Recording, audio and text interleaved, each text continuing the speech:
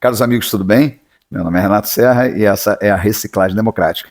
Bom estar aqui de volta com vocês. Bom, semana muito boa aí, né? Parece que o quadro vai mudar no país. O Congresso começa a acordar, isso é muito bom para a democracia. Bom, para você que já me acompanha nesse canal, eu peço que você divulgue esse vídeo, fale com as pessoas, compartilhe, deixe lá seu like, é muito importante para o crescimento desse canal. E é isso, gente. A gente está aí nesse país, vamos torcer para tudo dar certo, vamos trabalhar para que dê certo, mas a gente tem que estar atento o tempo todo. Então eu fiz um vídeo um pouquinho mais longo, a semana merece, e aí eu espero que vocês gostem, tá bom? E, bom, dito isso, vamos aos principais assuntos da semana.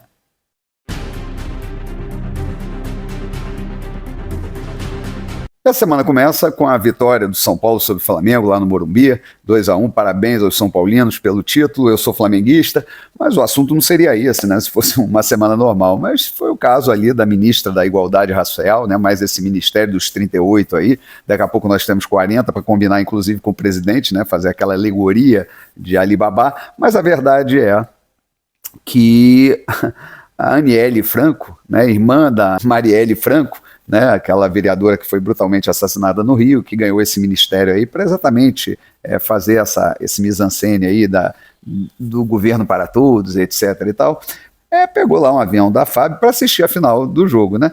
Tudo bem que depois eles falaram lá que aquilo era um evento, que na verdade ela como ministra da Igualdade Racial tinha ali uma ação afirmativa no estádio, eles iam assinar ali um termo junto com a CBF, mais o Ministério dos Esportes, contra o racismo nos estádios, tudo bem, é mais uma daquelas, vamos dizer assim, carta de intenções, né, que a esquerda gosta muito de fazer, gosta muito de discurso, né, e aí o que aconteceu é que a assessora dessa ministra foi lá na rede social e tocou o horror, né? Fez ali uma manifestação de racismo e de xenofobia contra a torcida do São Paulo. Quer dizer, uma coisa horrorosa.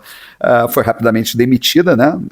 A ministra veio a público pedir desculpas, né? Mas a gente começa a perceber como é que essas pessoas, né, que integram o ministério, que estão integrando esses conselhos, né, Conselho de Direitos Humanos, Conselho LGBT e tal, esse tipo de ativismo, né, um ativismo rancoroso, um ativismo preconceituoso, um ativismo intolerante, que vai exatamente contra toda a nossa cultura, né, brasileira, de miscigenação, de tolerância, né, uma cultura que, na sua maioria, né, foi criada exatamente pelo nosso processo de colonização, que foi um processo de integração, né, de casamento entre etnias e tal, de construção, né, de uma pluralidade, vamos dizer, cultural muito grande, quer dizer, sempre voltada na tolerância, sempre voltada nisso. É óbvio que nós temos problemas, mas muito menores do que em outros países.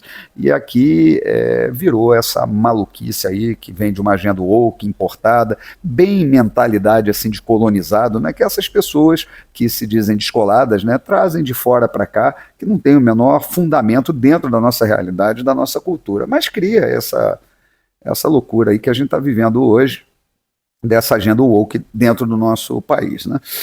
Mas também essa semana nós tivemos aí a continuidade da CPMI lá dos atos antidemocráticos do dia 8 de janeiro, a tal CPMI do golpe, e a estrela da semana foi o general Heleno, que no meu entender saiu muito bem, teve ali alguns deslizes, mas a gente tem que desculpar também pela idade, e também o pessoal lá, pelo amor de Deus, a grande maioria da esquerda ali é despreparada, é um troço assim absurdo, não tem nada para falar. Quer dizer, é uma coisa, não tem fundamento, né? Então eles querem achar alguma coisa que faça uma ligação com o ex-presidente e o ato de 8 de janeiro. Não há nenhuma ligação que não seja ali o que estava na cabeça das pessoas que estavam naquele ato. Quer dizer, coisa não casa, né? Não tem conexão. Reuniões, né? Que é um dos grandes assuntos aí, a tal delação de Mauro Cid, que ele não lembrou bem, ninguém sabe o teor disso, mas que ele não participava das reuniões, não participava, estava presente na sala, mas não participava, pode ser até testemunha de algo, como bem lembrou o senador Contarato, lá do PT, ele estando presente, ele é testemunha, assim como o homem do cafezinho. O fato de não participar de uma reunião não significa que ele não possa testemunhar alguma coisa, isso é óbvio, mas de qualquer forma não se sabe de nada ainda, mas o fato é que se houve alguma ideia, se alguém levou alguma coisa, aquilo foi discutido e descartado, não houve o fato, né? E que eu me lembre também, quando a Dilma foi empichada, ela procurou o comandante do Exército para ver se a situação poderia ser revertida, e não houve, não recebeu acolhida, entendeu? Então, que conversa é essa? Que golpe é esse? Quer dizer, não é nada, né? O que há realmente, o que se desconfia, e o que está sendo patente aí através da CPMI é que houve sim omissão, né, facilitação para que houvesse a quebradeira, exatamente para criminalizar um espectro político. Essa é a grande conclusão que chega. Não que se defenda quem fez aquilo, né? Quem fez aquilo tem que pagar a sua dívida com a sociedade, né, pelo ato criminoso que praticou, mas dentro, inclusive, do devido processo legal. E aí a gente tem que se lembrar também que fora essa CPMI está acontecendo uma CPI no Distrito Federal, na Assembleia do Distrito Federal. E a tal Ana Priscila, né, que é aquela maluquinha lá do Missão Dada, Missão Cumprida, que apareceu lá destruindo uma sala no terceiro andar ali do Palácio do Planalto, e, pô, ela foi para uma pessoa, a gente vê claramente meio desequilibrada e tal, mas corajosa, e teve um determinado momento ali do depoimento que ela falou que está 8 meses, vamos dizer, numa solitária. Quer dizer, como é que pode uma pessoa que ainda não foi condenada tá num regime diferenciado de solitária? Quer dizer, jogaram, os ministros do Supremo pegaram e jogaram realmente o Código do Processo Penal no lixo, né? Não é possível. O que está acontecendo, né? E várias pessoas estão sendo agora condenadas depois daquelas falas, vamos dizer, dos advogados, né? As manifestações de advogado ali no plenário do STF, que estava ficando mal, os ministros estavam incomodados, passaram o julgamento para o plenário virtual. Quer dizer, uma coisa, o que está acontecendo não tem paralelo na nossa história. Realmente o Supremo passou de todos os limites.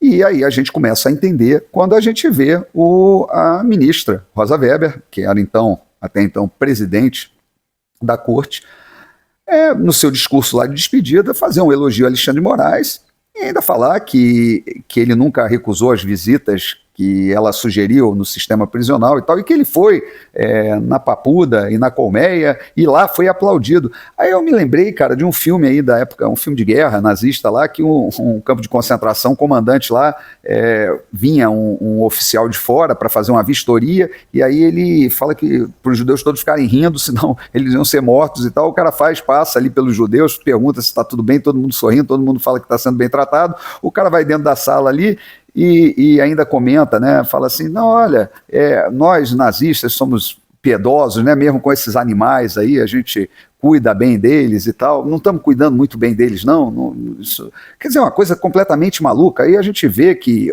a Rosa Weber, né, teve o seu momento Maria Antonieta, né, da corte, realmente é uma corte que está numa torre de marfim, comendo brioche, não sabe o que está acontecendo, quer dizer, completamente desconectada da realidade. A verdade é que a revista Oeste, né, pegou uma ex-prisioneira ali que estava presente nesse episódio, né, e ela dá um depoimento gravado ali com a voz, vamos dizer, embaralhada, né, alterada para exatamente não ser reconhecida, e ela diz que ali naquele momento as pessoas batiam palmas e tal, apavoradas, e tinha mulheres que estavam se urinando, de medo, de pavor, que tinha ali a Guarda Nacional com metralhadora, com o dedo no gatilho, o pessoal ali perfilado, quer dizer, ninguém sabendo o que ia acontecer, né, rezando, pessoas rezando, pedindo, assim, falando que como cristãos tinham que rezar contra os inimigos, né, que era o ensinamento de Cristo, uma coisa assim, cara, quando você vê a Rosa Weber falando, aí você entende o voto dela, né, que nessa questão aí do aborto, até a 12ª semana, né, de gestação, uma pauta feminista, né, inclusive promovida pelo PSOL, Partido Socialismo e Liberdade, essas coisas antagônicas, que pregam essa democracia relativa, né, em que o direito à vida também é relativo, os direitos humanos são relativos, e é um assunto que não deveria, né, estar sendo pautado no Supremo, mesmo porque existe uma lei de aborto. Né? O Brasil não é omisso nisso. E quem legisla é o legislativo. E, bom, na entrega da posse para o Barroso, né, o novo ministro, ele também agora está com uma batata quente na mão.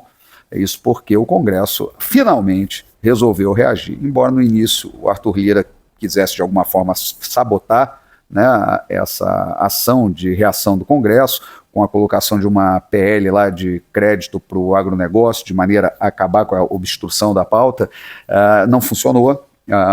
As bancadas, né, a BBB, né, Bala, Bíblia e do Boi se uniram, quer dizer, que formam realmente a grande maioria do Congresso Nacional, e obstruíram a pauta, tanto na Câmara quanto no Senado, contra o ativismo do Supremo Tribunal Federal, começando aí pela aprovação, né, em regime de urgência do marco temporal, de uma legislação exatamente para regular esse marco temporal, em que o governo diz que ele vai ser derrubado por inconstitucionalidade. Pode até ser, mas aí é aquele negócio, as tensões, as cordas vão esticando e o Congresso também ele tem que saber que ele tem o poder, inclusive, de destituir ministros do Supremo Tribunal Federal. Vamos ver se eles vão pagar para ver, né? E vamos ver se o Congresso, né, Rodrigo Pacheco principalmente, que parece que agora está vendo sua posição melhor, vamos dizer, dentro do cenário, já não tem mais aquela visão de ir para o STF, sabe que essa linha é praticamente impossível, e bater de frente hoje com o Supremo Tribunal Federal seja um passaporte para ele se tornar governador de Minas, quem sabe, né? É uma pessoa assim que é bastante pragmática politicamente, é uma pessoa assim que de bobo não tem nada, tá certo? Então ele sabe muito bem fazer o jogo político e talvez seja o momento dele. Então vamos aguardar, porque nós podemos inclusive ser muito bem beneficiados pela sua ambição. Mas o fato é que com a pauta trancada o governo se exaspera. Lula entrou em cirurgia agora nessa sexta-feira, né? E aí Lira espera ali, está sendo pressionado também por os acordos que foram feitos exatamente para levar o PP e o Republicanos para a base do governo. Dentre eles está a diretoria da Caixa Econômica de porteira fechada, alguns órgãos aí, a Funasa, algumas coisas aí que envolvem muito dinheiro, e que o Lula falou, peraí, não é bem por aí, não sei o quê, eu vou decidir depois, e aí a coisa realmente desandou, né? Então aquilo que vinha sendo a construção de uma ponte, de uma base aliada no governo, acho que o governo andou umas 10 casas para trás.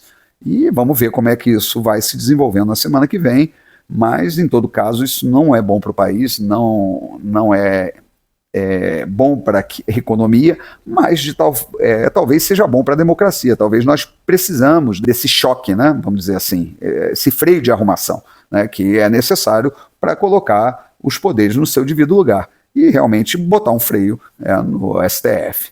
Bom, e essa semana também nós tivemos aí a notícia, né, que houve uma queda na arrecadação no mês de agosto de 4,1%, já é a quarta queda seguida de arrecadação do governo. Não parece haver aí um horizonte para corte de gastos. Houve a reunião aí do Lula com o Roberto Campos Neto, presidente do Banco Central. Parece ali o Haddad fez essa reunião para exatamente diminuir as tensões, mas o fato é que a gente vê aí um horizonte meio problemático pela frente, mas parece que o Haddad é um pouco mais responsável do que a gente imaginava, está sim preocupado com a questão da expansão do gasto público, com a queda de receita. Isso significa que o governo pode, ao invés de melhorar o ambiente de negócios, aumentar a tributação, e isso de certa forma não é bom, mas alguns números assim animam, né, a economia. Um deles é a revisão do PIB, né, do aumento do PIB, que foi aí para a projeção foi para 3,1% esse ano e 2% no ano que vem.